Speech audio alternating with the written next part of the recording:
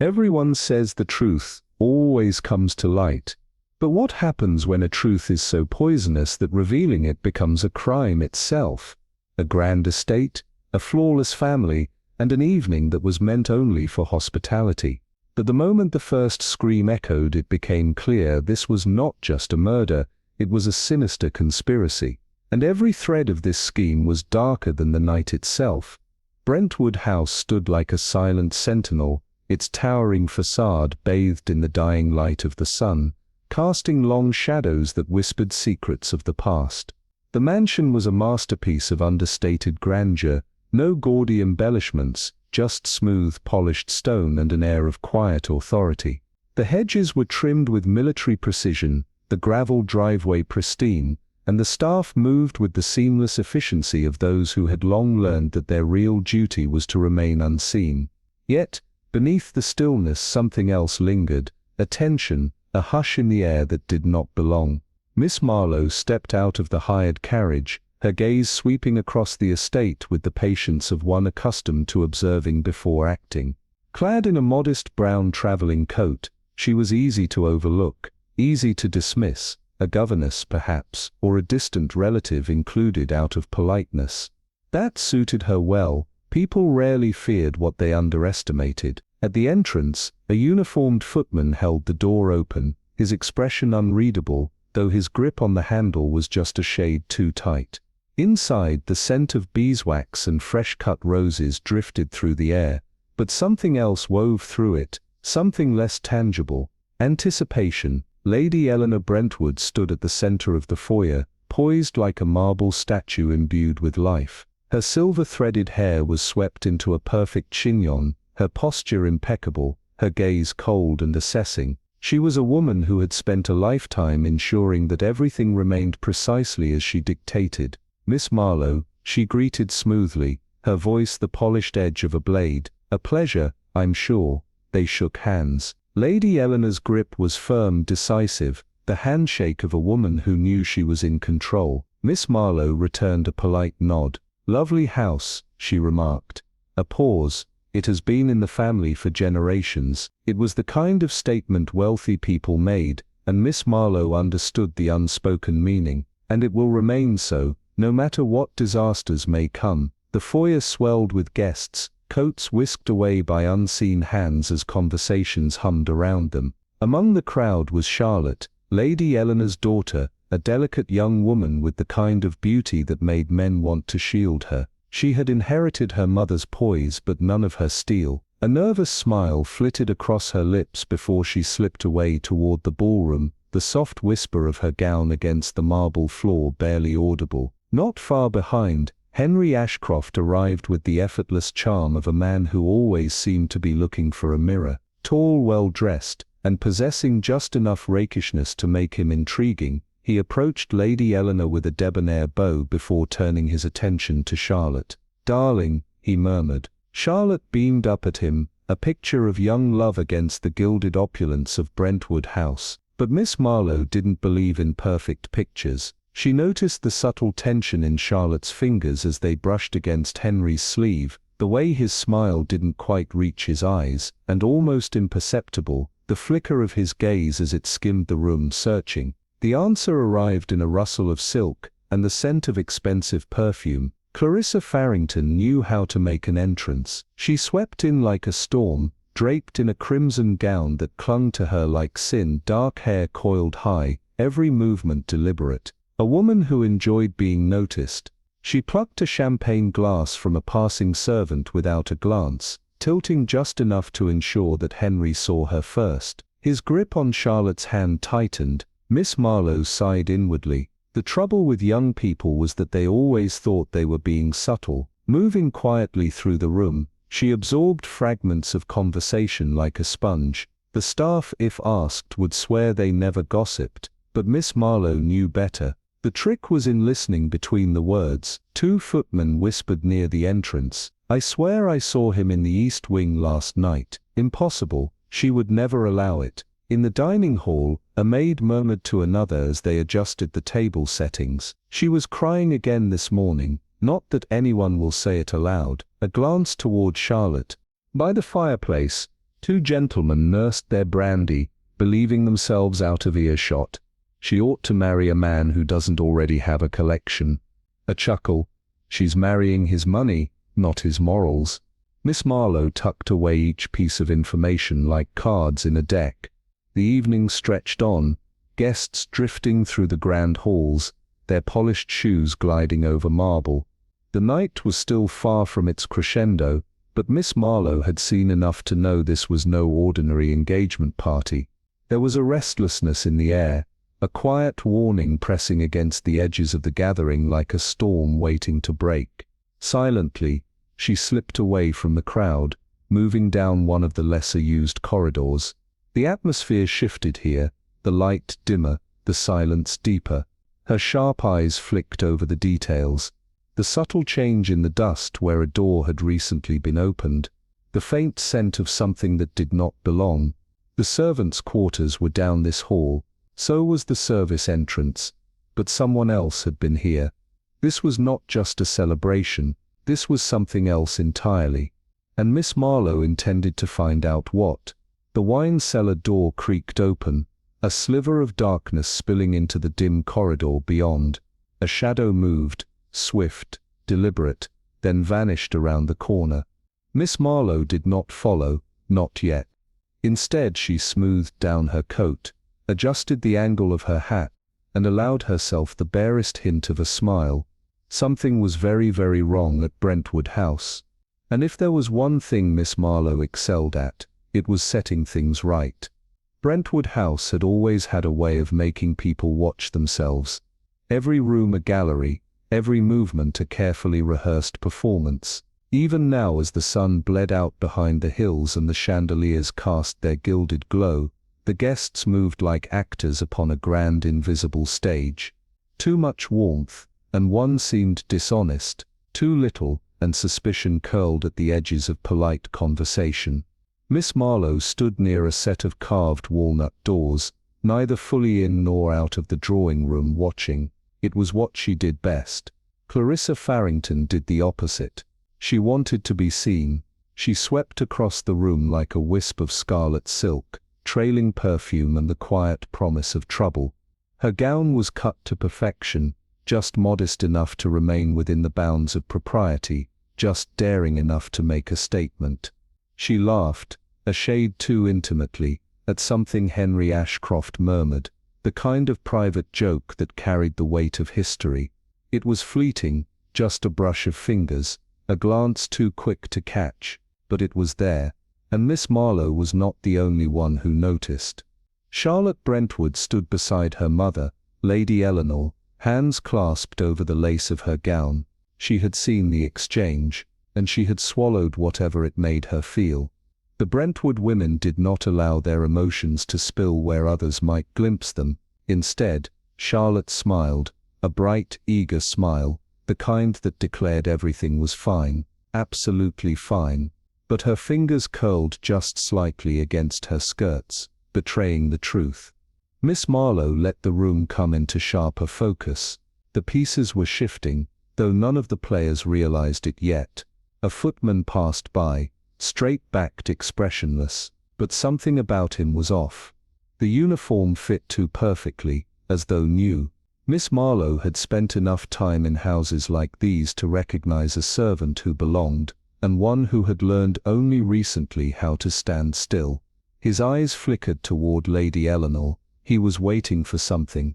Lady Eleanor, for her part, was watching the room with the poise of a woman who had spent her life ensuring nothing ever slipped beyond her control.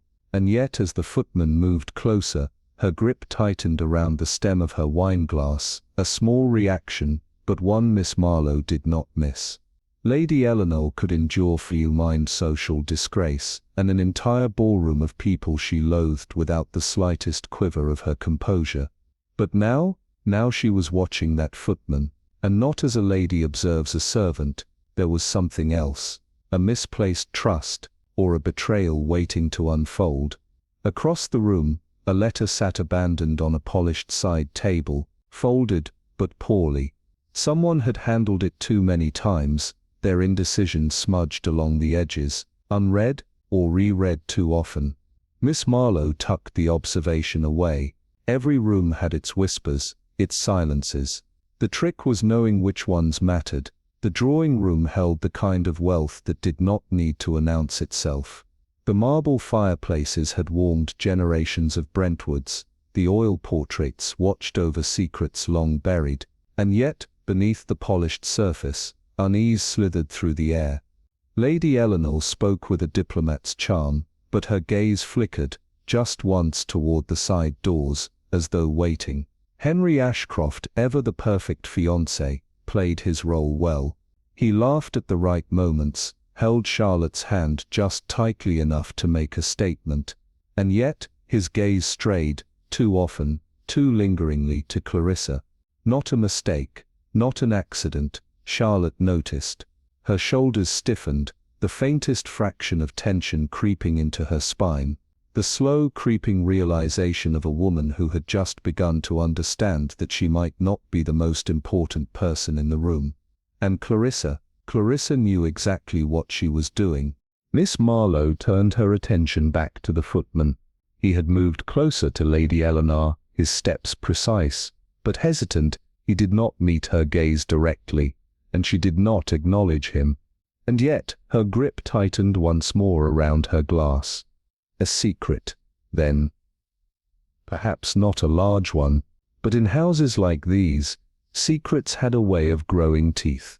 Outside, the last remnants of daylight faded. The housekeeper, moving with brisk efficiency, gave a subtle nod toward the servants by the ballroom doors. The signal, it was time. Guests turned, drifting toward the promise of champagne candlelight and a night where everything was meant to go right. Miss Marlowe exhaled softly, a room full of carefully arranged smiles. A fiancé looking at the wrong woman, a footman who did not belong, a lady who watched him too closely, a letter left to be found, a house that was waiting, for what, exactly? She intended to find out. The grand ballroom of Ashfield Manor shimmered with wealth and whispered deception, where every smile was a careful performance and every glance a veiled secret. Gilded chandeliers cast a golden glow upon the polished marble floors, reflecting the twirl of silk gowns and the gleam of champagne flutes raised in polite toasts. Beneath the soft melody of the quartet, hushed conversations wove through the air like unseen threads, stitching together a night poised on the edge of something unseen. Lady Eleanor Ashfield stood at the center of it all, an unwavering pillar of aristocratic grace. With a practiced smile, she lifted her glass, her voice smooth as honey yet edged with steel. Friends, tonight is not just a celebration but the beginning of a new era, the union of my son Victor and his fiancée, Margaret. The assembled guests responded in unison, glasses raised, lips curved into well-mannered approval, but beneath the veneer of festivity, something cold and silent slithered through the room. Victor's hand trembled almost imperceptibly as he brought his glass to his lips. His gaze flickered over the guests, searching, hesitant, when he finally turned to Margaret. Her face was unreadable, her features set in a porcelain stillness that sent a ripple of unease through him. Daniel Hawthorne leaned against the far wall, his presence inconspicuous, but his eyes sharp, observant. He had seen enough gatherings like this to know when the air was shifting, when the room was holding its breath. His attention settled on a footman standing too still, his posture just slightly too rigid. Not a servant blending into the scenery, but a man watching, waiting. The ballroom pulsed with murmured conversations, laughter rising and falling like the tide, the illusion of merriment unbroken, until it wasn't. Victor took a sip of his champagne, and then the world around him seemed to shift. His throat tightened, his breath hitched in sharp, ragged gasps. The glass trembled in his grasp before slipping from his fingers, shattering against the floor in a cascade of broken crystal. A strangled sound tore from his throat as his body convulsed, his eyes wide with something between terror and realization. The music faltered, a hush spread like a slow-moving poison. Then, a single piercing scream split the silence. Margaret did not move, Her expression did not change. Lady Eleanor remained frozen, her fingers curled around the stem of her glass, her knuckles pale against the delicate crystal. And Hawthorne. He exhaled, slow and measured, as if he had already seen this moment play out before it ever began. Victor Ashfield crumpled, a thin trickle of blood tracing his lips.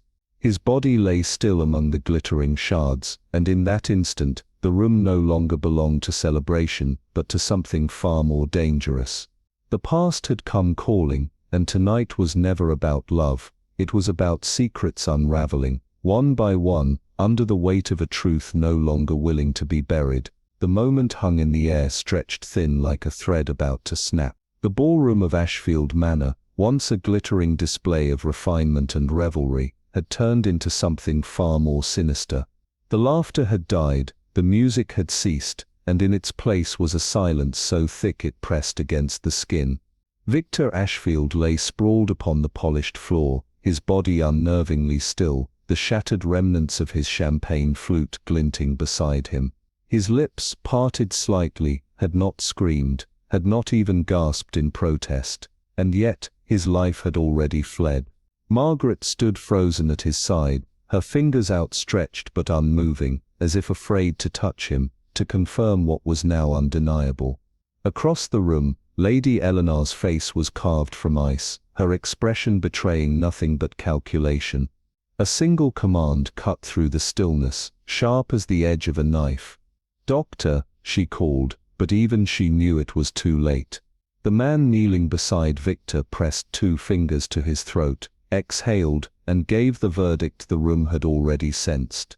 "He's gone," a breath collective yet strangled. Then chaos. A chair scraped against marble, a woman's cry shattered the quiet. The guests recoiled, their carefully practiced smiles now stripped away, revealing expressions raw with fear, with uncertainty, with something darker still. Some clutched their pearls, others their cigars, fingers twitching against crystal stems. The scent in the air had changed. Beneath the layers of expensive perfume, of candle wax and fine champagne, there was something bitter, something unmistakable. Cyanide. Daniel Hawthorne did not move. His eyes, keen and knowing, flickered over the ballroom, noting every shift, every tremor of false innocence.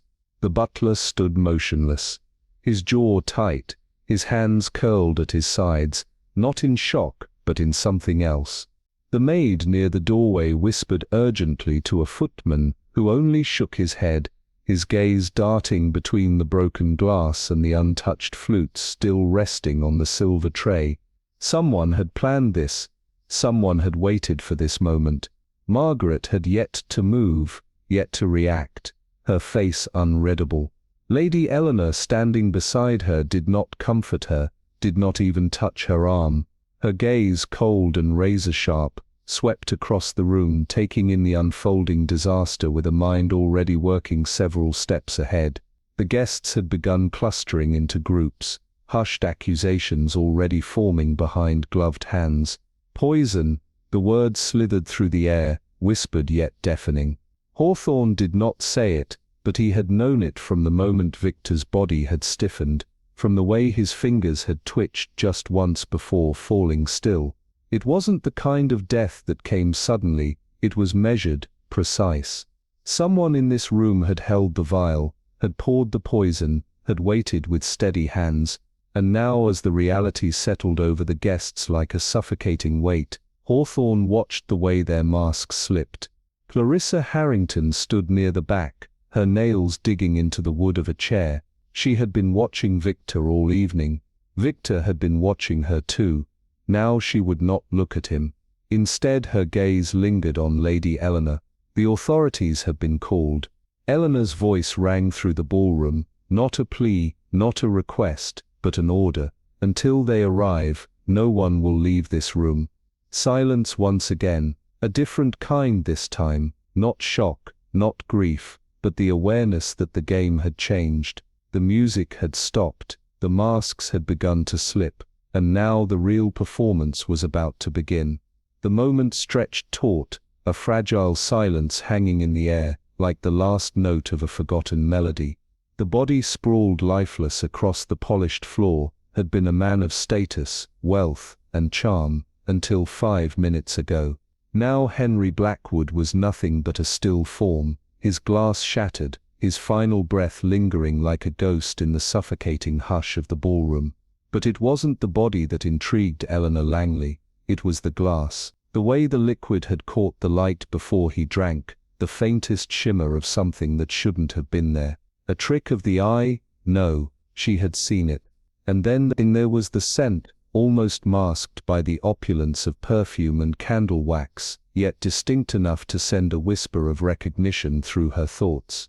Bitter almonds, cyanide, a choice both effective and unsubtle. Eleanor rose, her movements unhurried, stepping over the shards of crystal, careful not to draw too much attention.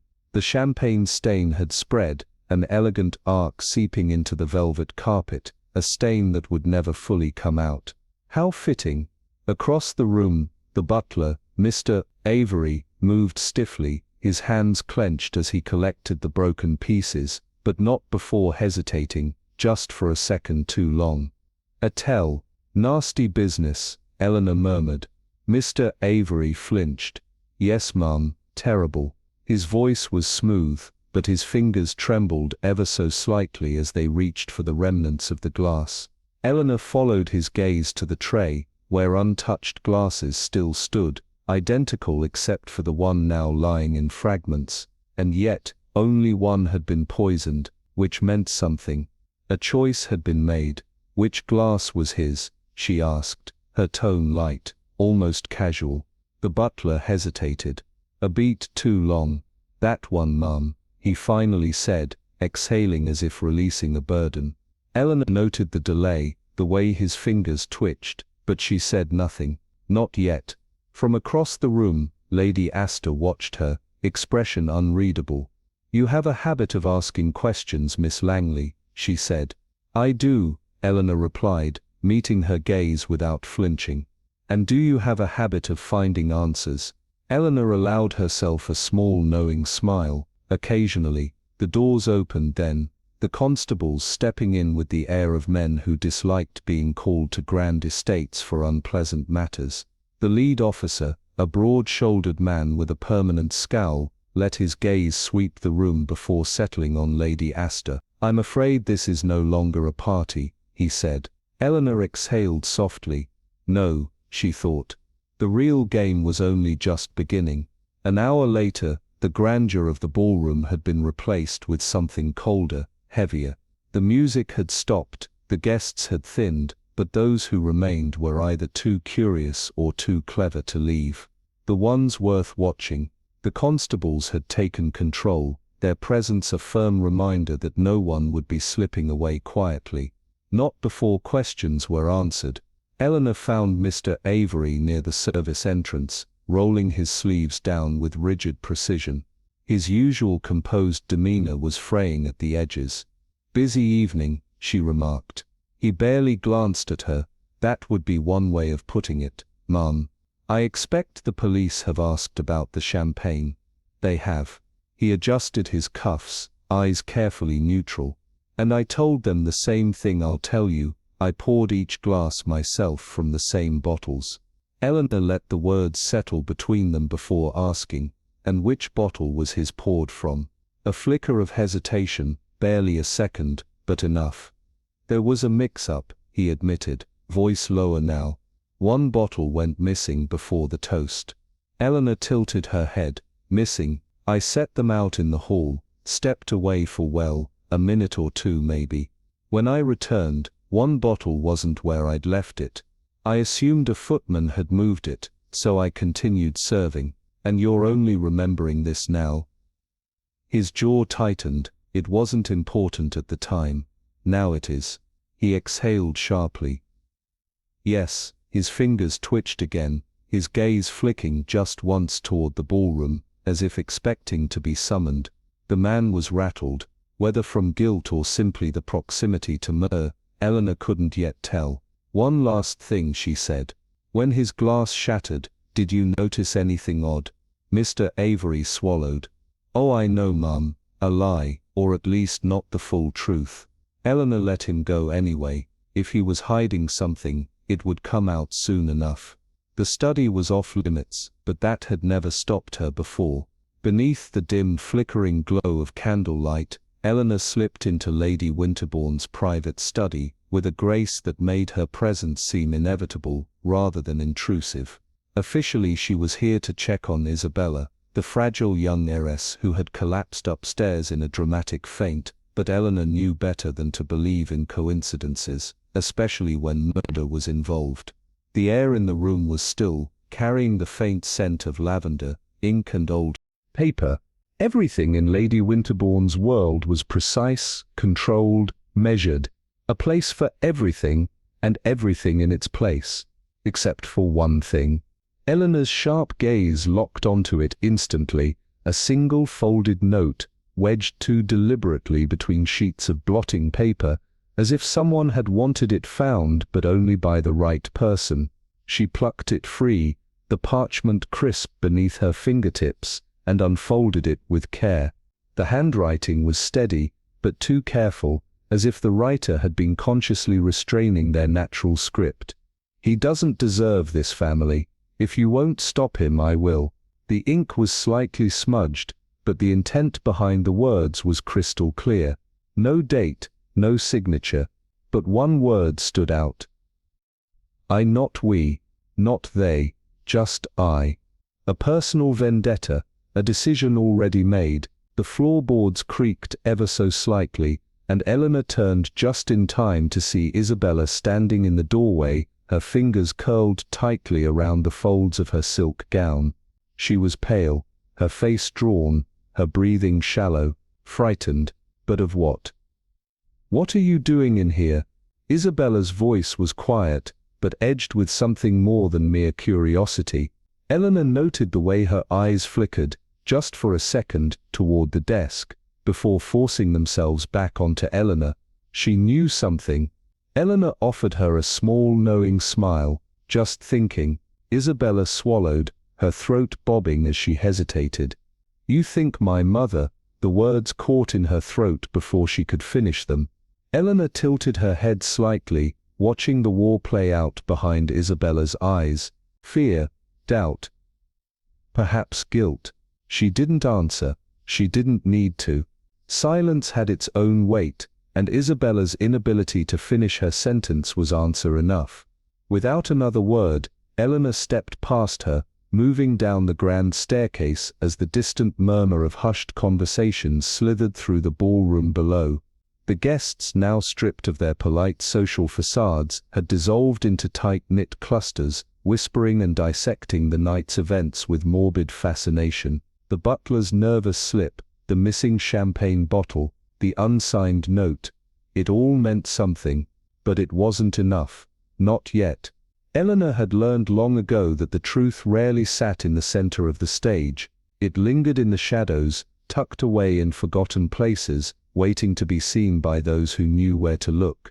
She veered away from the main hall, stepping into the dimly lit servants' corridors where the scent of polish and damp linen clung to the air. These were the unseen veins of the estate, the places the aristocracy never thought twice about, which made what she found all the more interesting. A bottle. It sat half hidden behind a wooden crate near the pantry, its presence so unassuming that it might have gone unnoticed forever, had Eleanor not been looking. The seal was broken, yet the cork remained lodged in place. Someone had meant to use it, then changed their mind. Or they had been interrupted. She crouched, lifting it carefully, feeling the unexpected weight of liquid sloshing inside. Not much, but enough. A slight tilt revealed something unusual. The movement was thicker, clinging faintly to the glass rather than flowing smoothly. And then the scent hit her. Faint, almost gone, but unmistakable. Bitter almond. Eleanor exhaled slowly, steadying herself as the final piece slid into place. Cyanide. A poison designed for speed and certainty. The execution had been flawless. A single minute, perhaps less. Someone had known exactly when the butler would step away. Someone had known exactly where the champagne was being stored, and most damning of all, Someone had known exactly which glass would be Henry Ashcroft's. This was not the work of an opportunist. This was not an accident. This was precise. Calculated. A guest would not have had that kind of knowledge, but a servant would. Eleanor turned the bottle slightly, pressing her thumb against the faint condensation near the base, a partial print. If the police had the right tools, it could be enough. If not, the implication was damning in itself. The murderer had not acted blindly. They had handled this bottle with the care of someone who knew exactly what they were doing. The ballroom beyond was growing louder now, frustration rising, voices sharpening at the edges. Someone was feeling the pressure. Someone was trying too hard to appear unaffected. Eleanor straightened, gripping the poisoned bottle just a little tighter as she stepped back toward the storm that was waiting beyond the door. The game was far from over. If anything, it was just beginning. The ballroom had changed. The chandeliers still dripped gold from the ceiling, the mirrored walls still reflected distorted versions of reality, and the floor still swallowed footsteps like secrets vanishing into the dark. But the air was different now. It had lost its warmth, replaced by something sharper, something restless. The guests had formed quiet clusters, their conversations hushed but weighted, as if every word might become evidence. Sides were being chosen, even if no one dared to say it aloud. Miss Saville moved through them, her gaze sweeping over the room, catching what others might miss. At the grand piano, Cecilia Harrow rested a gloved hand against the polished wood, her fingers tapping in a steady rhythm, not anxious, but deliberate, thoughtful. Near the windows, Lady Eleanor sat stiffly in a chair, her hands clasped in her lap, her eyes focused on nothing and no one, especially not on Lord Whitmore, who stood mere feet away, his expression carefully neutral, his mind already calculating the damage. But it was the butler, Mr. Redgrave, who truly caught Miss Saville's attention. He was speaking to an officer, his posture ramrod straight, his answers clipped and precise, yet his fingers twitched at his side, a betrayal of his nerves. He was not a man accustomed to being questioned. Miss Saville drifted past a tray of untouched champagne glasses, watching the candlelight flicker in the liquid. One drink had been enough to kill Charles Ashford. The others had been left untouched. This was not an attempt to poison a party. This had been personal, calculated, intentional. The only question was, who had wanted him dead enough to risk everything? Her gaze moved again, skimming the faces, the conversations, the way people positioned themselves in the room. Someone here had done it, and they were waiting to see if anyone would find out, but the real answers would not be found in the ballroom.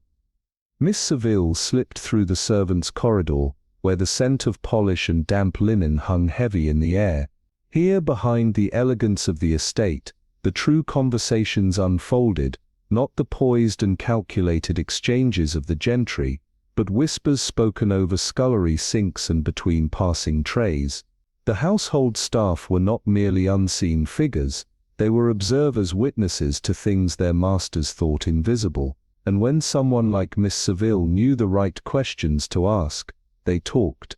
She picked her mark carefully, a young maid wiping down a counter with unnecessary focus, the kind of focus people used when they were trying not to think about something.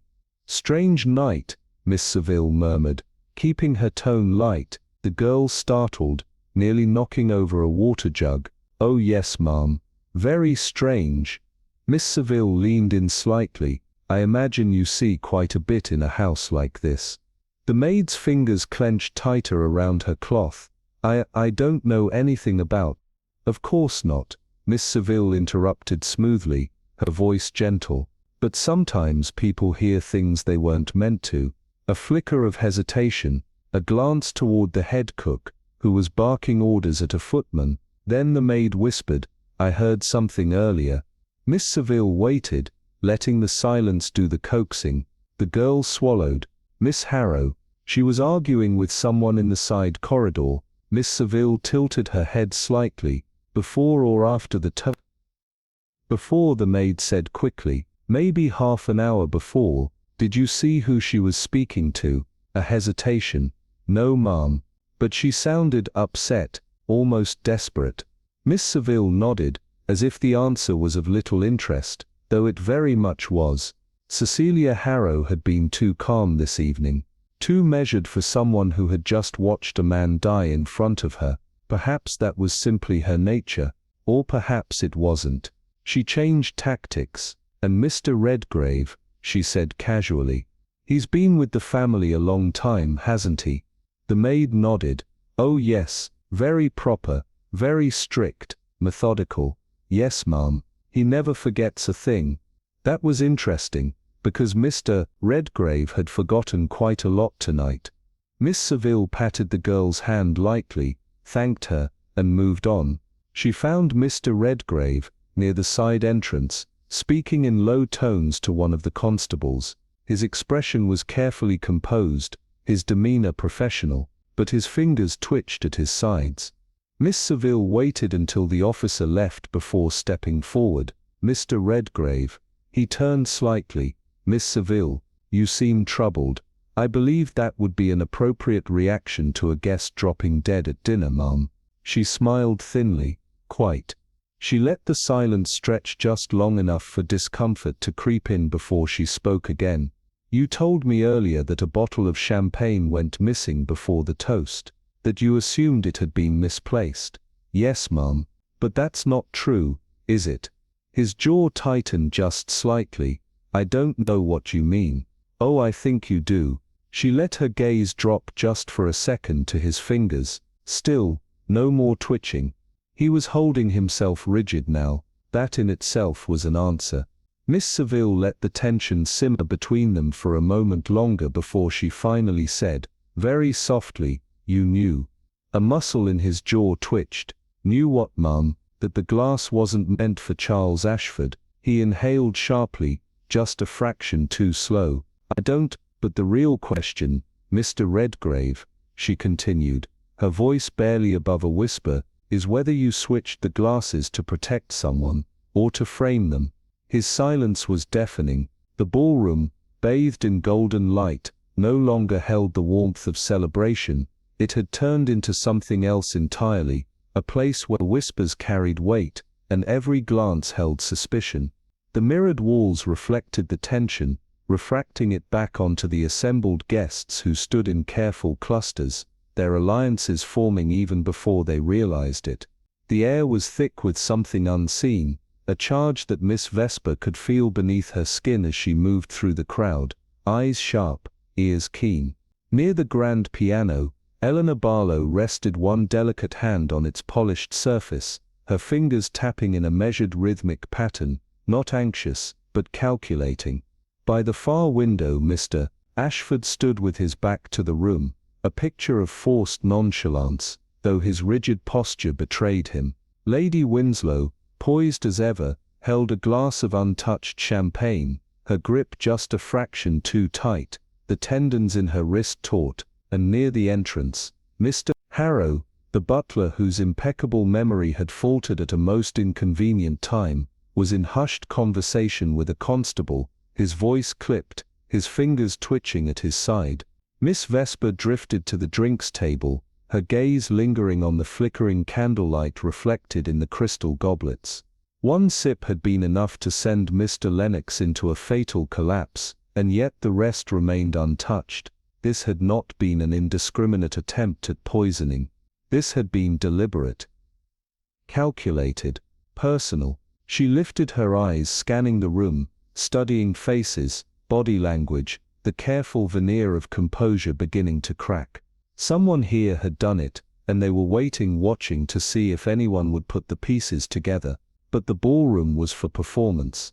The truth, she knew, lurked elsewhere, in the dimly lit corridors, behind closed doors, and most of all in the kitchen, where the hierarchy of the household blurred and whispered conversations flourished. Miss Vesper stepped into the bustling space, inhaling the scent of simmering broth and polish. The staff moved with well-practiced efficiency, but there was an undercurrent in their movements, a tension just beneath the surface. She chose her mark carefully, A young scullery maid, her hand scrubbing at an already clean counter with a little too much focus. Miss Vesper approached with a casual ease. A strange night, wouldn't you say? The girl startled, nearly knocking over a tray of silverware. Yes, miss. Very strange. Vesper let the silence stretch, and sure enough, the girl's hesitation cracked. I heard something. Earlier. Miss Vesper inclined her head, listening. Miss Barlow, the girl whispered, casting a furtive glance toward the head cook. She was arguing with someone in the side corridor, near the study, before or after the toast. Before, maybe half an hour before. Did you see who she was speaking with? The girl shook her head quickly, fingers tightening around the rag in her hands. No, miss, but she sounded desperate. Miss Vesper let that settle, though inside, the revelation sparked. Eleanor Barlow, calm and composed all evening, had been anything but before the murder. She shifted gears. And Mr. Harrow, he's worked here for quite some time, hasn't he? The girl nodded, relieved to be moving to a safer topic. Oh yes, he's very particular, very precise, never forgets a thing. That was interesting, because tonight, Mr. Harrow had forgotten quite a lot. Miss Vesper patted the girl's hand, murmured her thanks, and moved on. She found Harrow by the service entrance, his conversation with the constable concluding. She waited until the officer departed, before stepping forward. Mr. Harrow, she said smoothly. He turned, his expression carefully composed. Miss Vesper, you seem troubled. His mouth tightened. I imagine it would be strange if I weren't, given the circumstances. Quite. She studied him for a moment.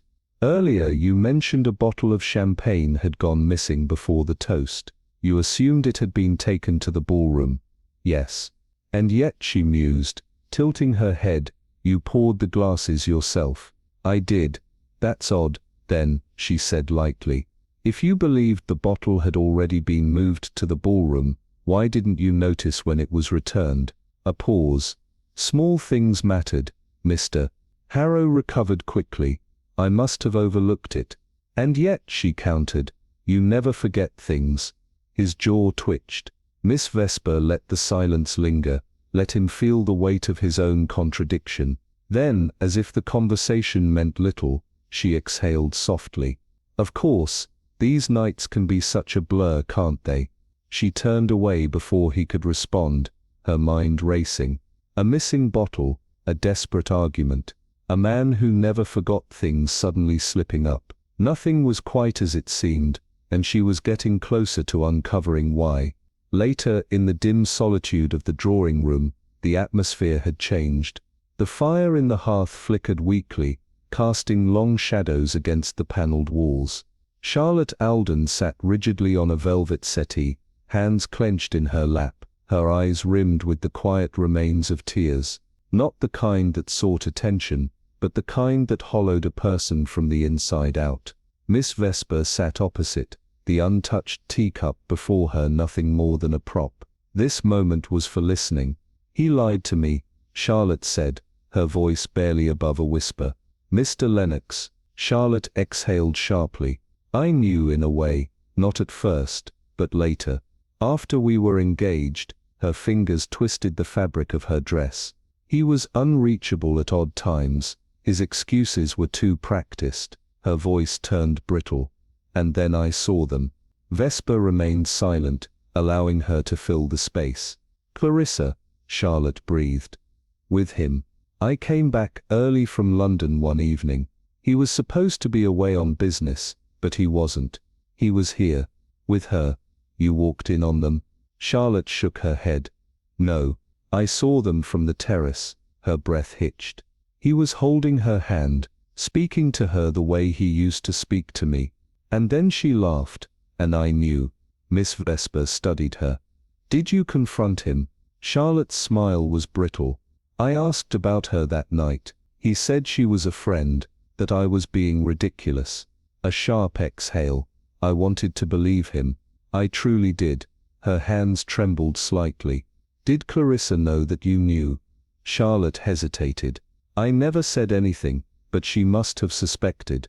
She stopped visiting as often. When she did, she barely spoke to me. A pause. She only had eyes for him.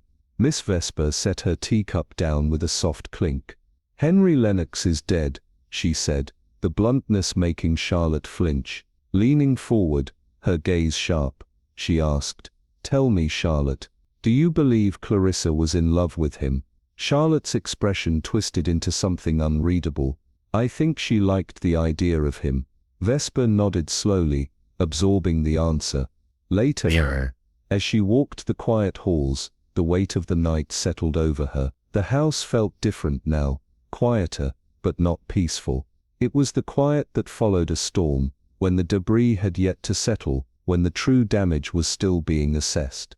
Miss Vesper thought of Henry Lennox, of Charlotte's quiet pain, of Clarissa's careful detachment. The pieces were falling into place. Clarissa had been with Henry that night, not in body, but in thought. And thoughts, Miss Vesper knew, could be just as dangerous. The whispers in the corridors were restless things, slipping through the shadows of Brentwood Hall like unseen phantoms. A secret had weight, and in a house like this, it had a heartbeat. Miss Vesper did not believe in perfect crimes, only in imperfect people making desperate choices. Tonight someone's imperfections were tightening around their throat like an invisible noose.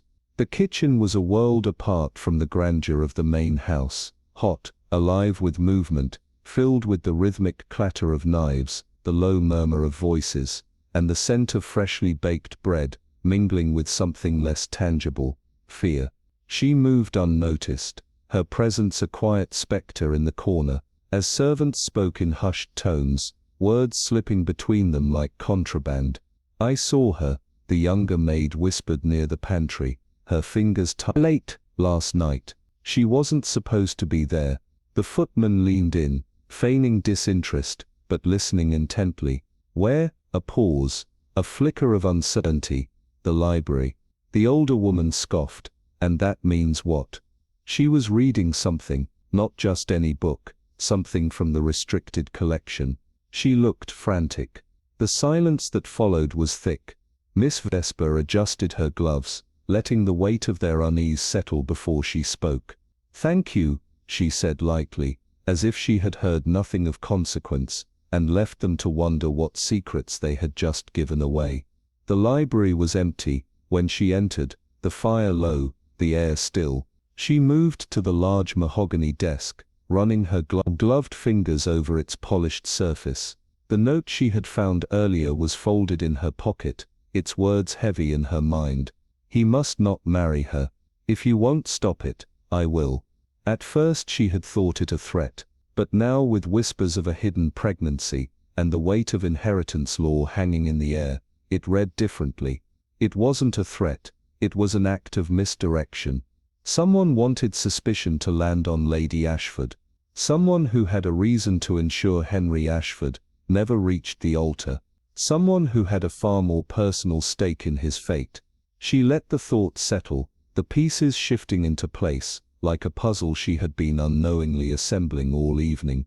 The weight of the truth pressed against her, but the final revelation had yet to be spoken aloud.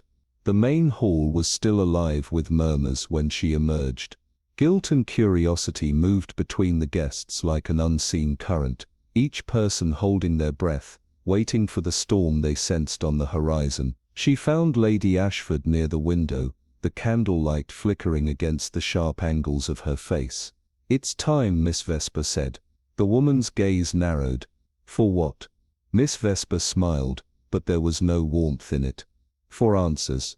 The library, once a sanctuary for quiet contemplation, had transformed into something else entirely. The weight of centuries-old books pressed against the air, as if bearing witness to the unspoken accusations about to be laid bare.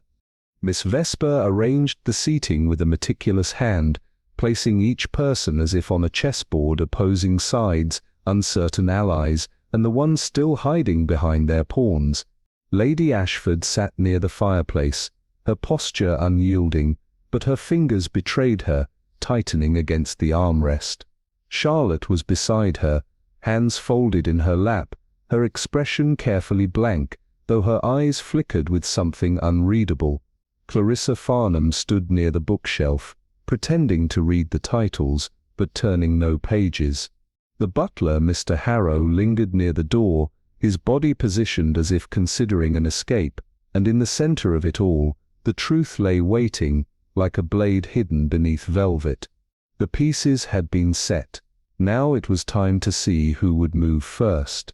The air inside Blackwood Hall was thick with something unspoken, something heavier than the mere weight of history embedded in its walls.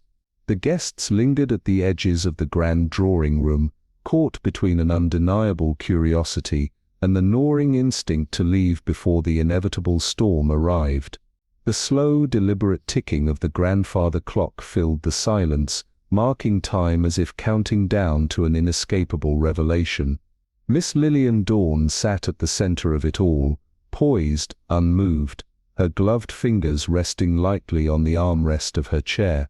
She knew the power of silence, how it forced people to betray themselves, how it made their restless hands and darting eyes speak the truths their lips would never dare utter. Clarissa Farnham tapped her nails against the edge of a crystal glass. Charlotte Ashford shifted in her seat, and the butler, Mr. Harrow, cleared his throat, but said nothing. The weight of suspicion pressed down on each of them, unseen yet suffocating. Finally Miss Dawn spoke, her voice calm yet deliberate. "I imagine you are all wondering why I've gathered you here." Lady Eleanor raised a brow, unimpressed. "I assume it's not for idle pleasantries." Miss Dawn allowed herself the faintest smile. "No, it's for the truth." The words slithered through the room, wrapping around them like a tightening noose. No one spoke, but the tension thickened, the firelight casting restless shadows against the book-lined walls. Her gaze found Charlotte. "Miss Ashford, I know this has been difficult for you, but I must ask, when did you first suspect that Henry was unfaithful?" A sharp intake of breath from somewhere in the room. Charlotte paled but did not deny it. Her fingers twisted together in her lap before she whispered, "For some time now." A flicker of something unreadable passed over Lady Eleanor's face, but she did not interrupt. Miss Dawn nodded slowly, and Clarissa Farnham was the woman. Charlotte hesitated. Then her throat tightened, and she gave a single small nod. "Yes." Clarissa leaned back in her chair, an amused smirk ghosting over her lips. She had the air of a woman who no longer saw a reason to pretend. "I assume you have no intention of denying it?" Miss Dawn asked, her voice laced with quiet steel. Clarissa exhaled, almost lazily. "I don't see the point in that now, do you?" The room bristled. Miss Dawn studied her for a long moment, then shifted her attention to Lady Eleanor. "And you, madam, were you aware of this before tonight?"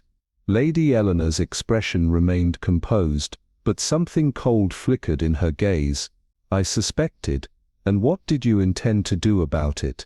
There was the briefest hesitation before Lady Eleanor lifted her chin. "I intended to ensure my daughter's future remained secure." Clarissa let out a soft, humorless laugh. "By marrying her off to a man who was in love with someone else." The tension in the room coiled, every breath shallow, every glance laced with hidden meaning. Miss Dawn tilted her head slightly. "Or perhaps by making sure he never married at all." A ripple of unease ran through the guests. Lady Eleanor's gaze sharpened into something dangerous. "If you are implying that I had a hand in Henry's death, Miss Dawn, you are mistaken." "Am I?" Miss Dawn's voice was quiet, but it struck like a dagger. The room felt smaller now, the walls pressing inward as if eager to hear the final confession. She let the weight of her words settle before turning her attention to the butler. "Mr. Harrow, you were in charge of the champagne service that evening, correct?" The man stiffened, his grip tightening on the back of a chair. "I was." "You personally poured the glasses?" He hesitated. "Yes." Miss Dawn gave him a slow, knowing look. "And yet you conveniently overlooked the missing bottle." A muscle twitched in his jaw. "I assumed it had been misplaced." "The evening was rather chaotic." "Indeed it was," Miss Dawn murmured, smoothing the fabric of her dress before taking a slow, measured step forward. "But here is what troubles me." She met the butler's eyes, then swept her gaze across the room, watching their carefully composed faces shift beneath the pressure of what was coming. Henry Ashford was not poisoned at random. This was not a crime of opportunity. A single glass, a single sip. She let the words sink in. That means someone knew exactly which drink was his. A sharp, suffocated silence. Mr. Harrow's throat bobbed as he swallowed hard. Miss Dawn continued, "Which means the poison was not added in the kitchen. It was not slipped into the bottle before the glasses were poured. It was done after." A murmur rippled through the guests, the implications uncoiling like a serpent in their midst. "And that," Miss Dawn said softly, taking her seat once more, her fingers lacing together, "leaves us with only one question, the question that will decide everything." Her gaze swept over them, the firelight reflecting in her dark, knowing eyes. "Who among you had the opportunity?" The silence that followed was a living thing, pulsing with barely restrained terror, because she knew. And now so did they. A heavy silence settled over the grand drawing room, the weight of unspoken fears pressing against the dimly lit walls. The fire in the marble hearth flickered weakly, shadows clawing at the edges of the assembled guests, their faces pale with apprehension. Miss Hawthorne, poised with an air of quiet authority, surveyed them from her seat, her gloved hands folded neatly in her lap. The air was thick, charged, expectant. No one spoke, no one dared, but their eyes shifted, darting toward one another, searching for confirmation of their own suspicions. At last her gaze settled upon Mr. Aldridge, the butler, whose usually composed demeanor betrayed a rigid unease. His fingers clenched at the crisp white linen of his gloves, his shoulders drawn tight with something unspoken. "You oversaw the service that evening, did you not?" she asked, her voice smooth yet laced with an unmistakable edge. He swallowed, his Adam's apple bobbing. "Yes, Miss Hawthorne, and you personally handled the port." "Indeed, miss." And yet she continued, her tone deceptively light. "The decanter went missing for a brief time, did it not?" His jaw tightened, the candlelight casting a harsh line across his cheek. "It was a momentary lapse, nothing more." "A moment," she echoed, letting the word linger, "is all it takes." A ripple of unease ran through the guests. Someone shifted, someone exhaled sharply. The room seemed to constrict, the walls pressing inward. "The poison," she went on, "was not simply added in haste. It was measured, precise. It was meant for one man, and one man only." She let her gaze drift over the room, lingering on each face, each tightening expression. "Which means," she continued, "whoever did it had to know exactly which glass he would take." A murmur swept through the gathering like a gust of cold wind. Miss Hawthorne let the tension thicken before she turned, her sharp eyes settling on Genevieve Tremont, still poised near the grand piano, her fingertips grazing the polished wood. "And you, Miss Tremont," she said, her voice velvet soft but unwavering, were in the corridor at just the right time. A breathless pause. Genevieve's lips parted, her pupils dark pools in the candlelight. "That's absurd." Miss Hawthorne tilted her head. "Is it?" The accusation hung in the air like a spectre. "You were seen, were you not, leaving the study not long after the service began, the same study where Lord Ashbury kept his prized collection of spirits?" A sharp inhale from someone in the corner. Genevieve's composure wavered. "That proves nothing." "No," Miss Hawthorne allowed, "but this does." With deliberate precision she reached into her sleeve, withdrawing a folded slip of parchment. She placed it on the polished surface of the table, her fingers barely grazing the edge. "A note," she said, "written in haste, discarded in the waste bin of your quarters. He does not deserve this fortune. He does not deserve her." A thick, suffocating pause. "A rather curious thing to write, wouldn't you say?" Genevieve's breath hitched, her fingers curling against the piano. The walls felt too close now, the air too thin. You loved him, Miss Hawthorne said simply. But he chose another, and then, she exhaled, almost pitying, you learned of the engagement. A sharp intake of breath from Lady Ashbury. Genevieve trembled. No, she whispered. He was going to cast you aside, Miss Hawthorne pressed, her voice unrelenting, leaving you with nothing, and so you took matters into your own hands. The room bristled, the fire crackled, a clock ticked, each second stretching impossibly long.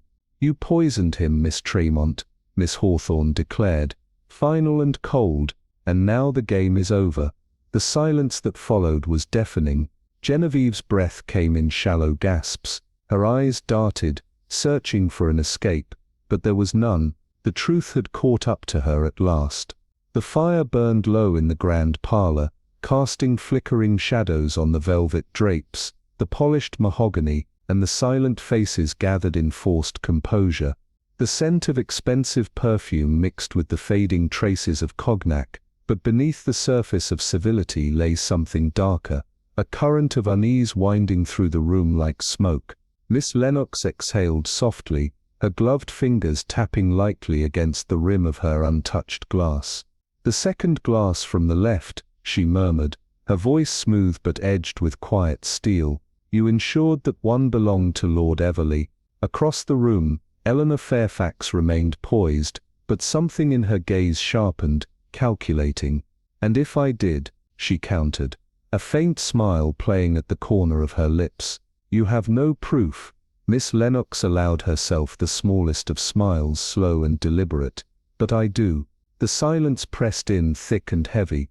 The decanter, she continued, the one you thought you had disposed of. It was found, hidden behind the crates in the service corridor. A flicker of something unreadable crossed Eleanor's face, a shift so minute it would have gone unnoticed by a lesser observer.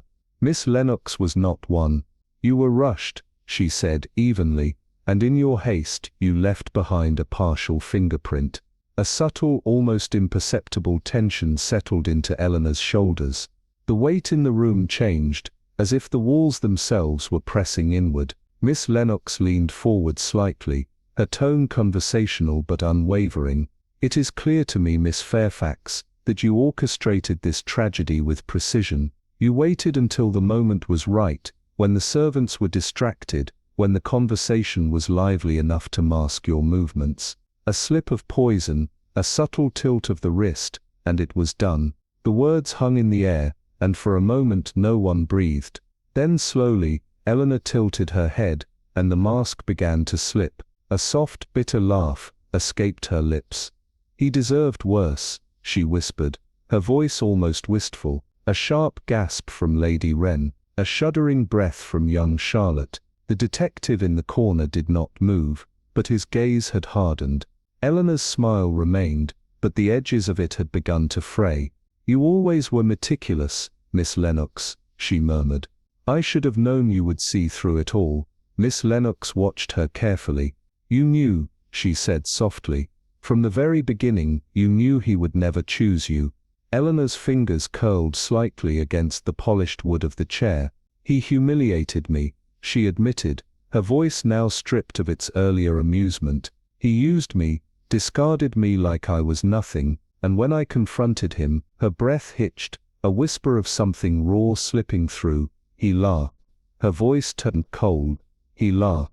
A silence like a held breath settled over the room. The crackling of the fire was the only sound. Miss Lennox did not look away. You were carrying his child, she said. Finally, Eleanor flinched, just barely, but it was enough. Lady Wren stiffened, her gloved hand pressing to her lips.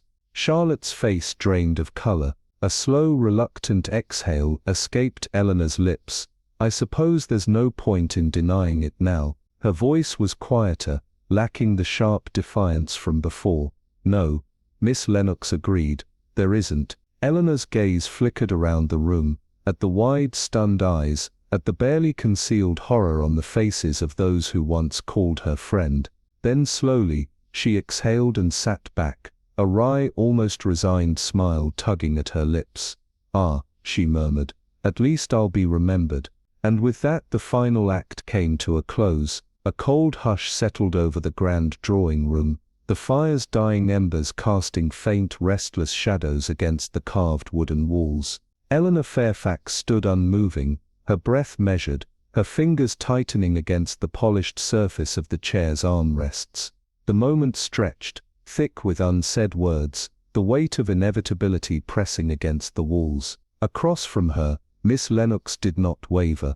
He wouldn't, Eleanor said, her voice devoid of emotion, yet something wavered beneath the surface, something raw, something dangerous. A pause, then a laugh, low, bitter, broken at the edges. I told him, she continued, her voice quieter now, almost a whisper, as if speaking the words aloud was an admission she had long refused to make. I told him, and he laughed, called me reckless, said his future was already written, and I had no place in it. The child had no place in it. Her jaw tensed, the barest tremor in her fingers betraying what the evenness of her voice refused to. I knew then, she said softly, I knew he would never do the right thing. He had to be stopped. The room's silence shifted, deepened, as if something final had just passed between them. No one moved. Lady Ashford's lips parted slightly, as though she wanted to speak, but had no words. Charlotte turned away, her hands clenched into trembling fists. The butler, Mr. Graves, stood rigid near the doorway, his normally impeccable composure fraying at the edges. Eleanor exhaled, long and slow. I thought I'd feel better, she murmured. Miss Lennox studied her, her gaze unreadable. Do you? Eleanor hesitated. Then finally, the last of her bravado slipped away, her shoulders sagging under the weight of what she could no longer carry. No, she leaned back in her chair, the fight in her posture draining away. I suppose this is where you arrest me now. There was no answer, only the soft scrape of the constable's boots against the polished floor as he stepped forward. Miss Fairfax, he said gently, please stand. Eleanor obeyed without resistance, smoothing out the wrinkles in her gown with a slow, deliberate motion. Then she turned, her gaze finding Charlotte's. Her lips parted as though she might say something else. But whatever it was, she swallowed it back. Instead, a small, unreadable smile flickered across her face, something like regret flashing in her dark eyes. I did you a favor, you know, she murmured. Charlotte inhaled sharply, her face a storm of emotions, grief, disbelief, something dangerously close to fury, but she said nothing. The moment stretched, then passed. Eleanor gave the faintest tilt of her head before turning away, allowing herself to be led from the room. The hush that followed cracked like glass. Charlotte let out a breath, ragged and unsteady, her fingers curling against the edge of her skirts. Lady Ashford's hand found her daughter's shoulder, her touch light yet firm, but Charlotte did not move. Across the room Miss Lennox remained seated, her gaze fixed on the smouldering fire. A life had been taken, another had been ruined, and for what? She already knew the answer. It was always the same, love, or something close enough to it, to destroy everything in its wake. The library felt different now, stripped of its grandeur, reduced to the quiet, lingering aftermath of things that could not be undone. The fire's dim glow cast uncertain light against Lady Ashford's face, her expression composed but her hands too still, too carefully placed in her lap. Charlotte, her knuckles white where they pressed into the folds of her dress, turned her gaze toward her mother. You knew, didn't you? Her voice was hoarse, barely above a whisper.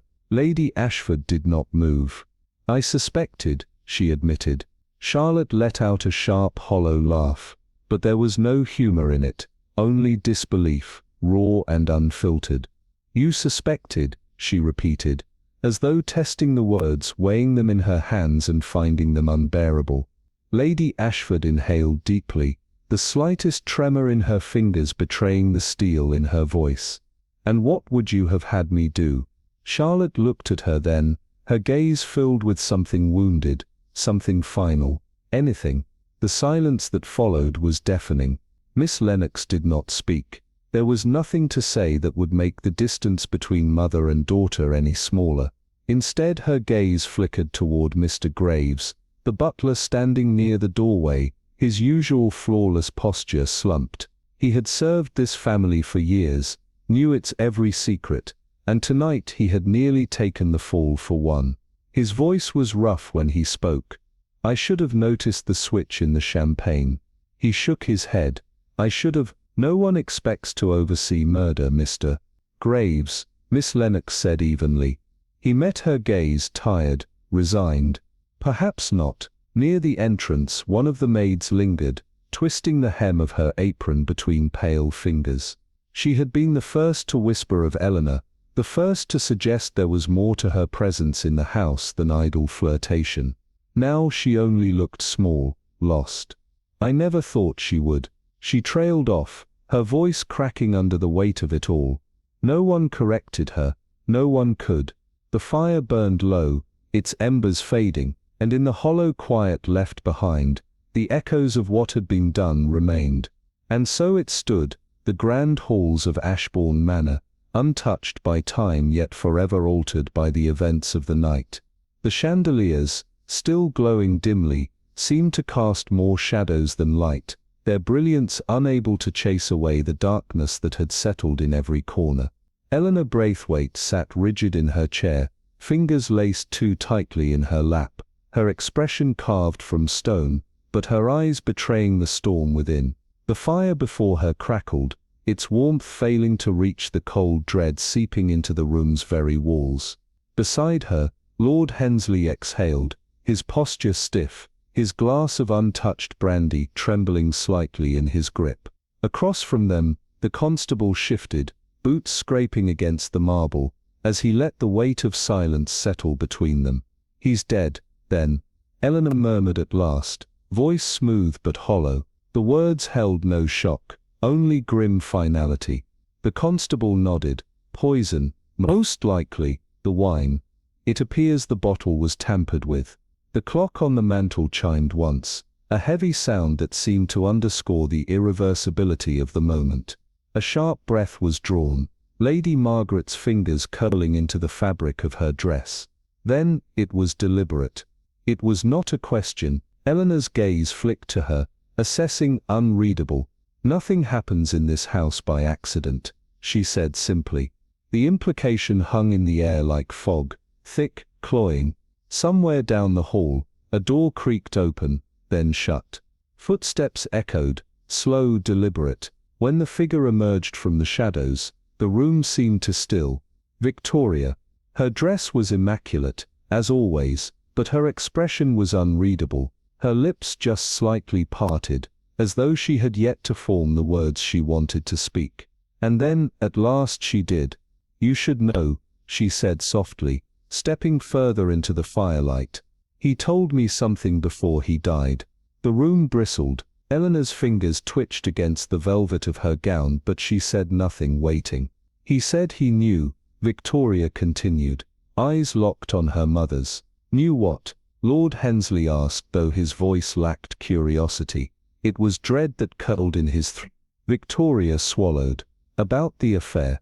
The words rang out, shattering the last illusion of decorum, the last pretenses of dignity. Margaret sucked in a breath. Hensley closed his eyes. "Eleanor." She did nothing. No flicker of emotion, no sharp inhale, just stillness. A stillness that could kill. "And he was going to tell," Victoria added, softer this time but no less damning. Silence once more, but this time it was different. This time it carried weight, consequence.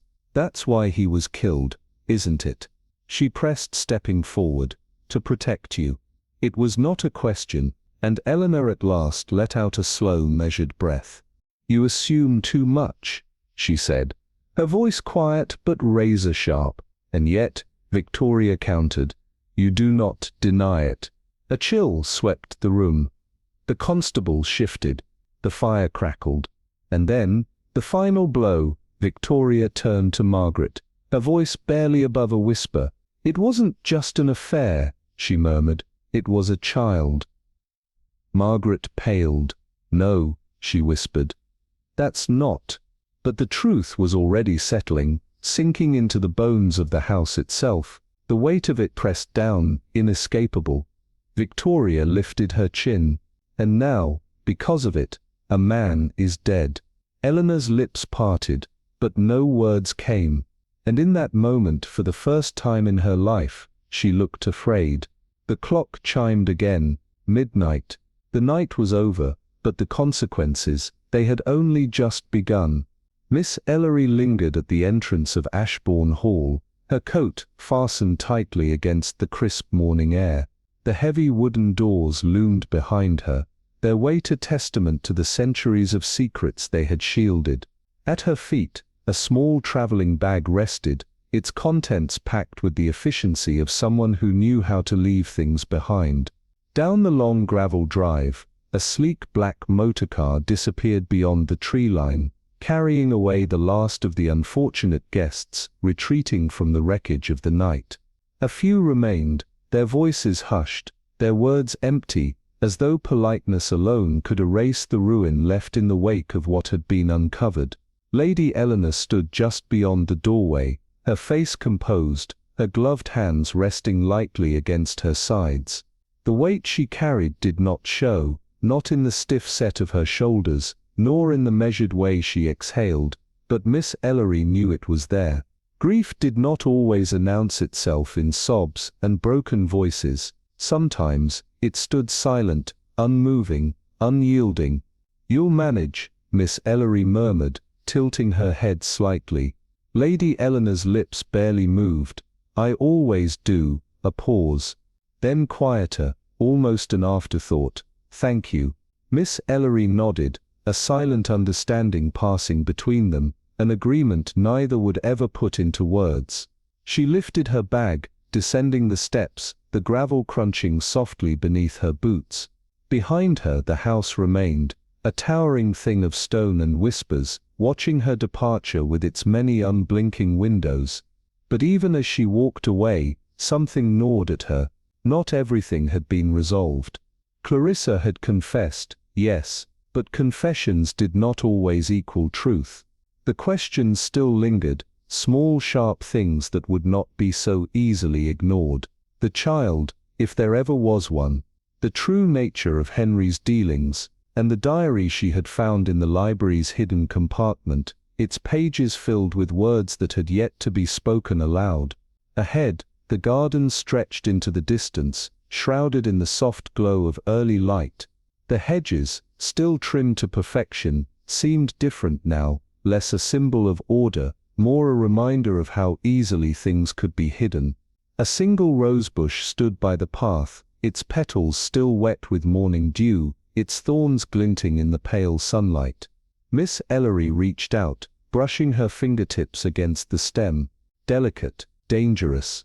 A fitting image. She exhaled slowly and stepped forward. The truth had been revealed. And yet, some mysteries, some parts of the human heart, were never meant to be solved.